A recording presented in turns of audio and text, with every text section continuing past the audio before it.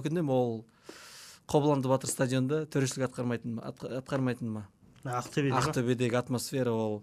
Мен ар дайым Актөбөдө төрөчүлүк аткарганда экинчи ассистент болотмун. Линияда жүгүрөм ғой. Оң жагымда 13 сектор.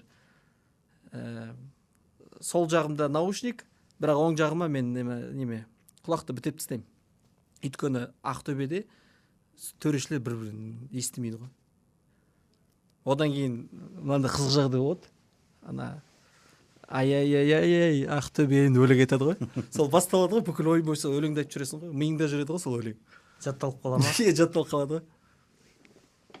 Енді мен Ақтөбе туралы айтсақ, Европаға барып қажет жоқ. Европалық атмосфера Кобуланды Батырда ғой.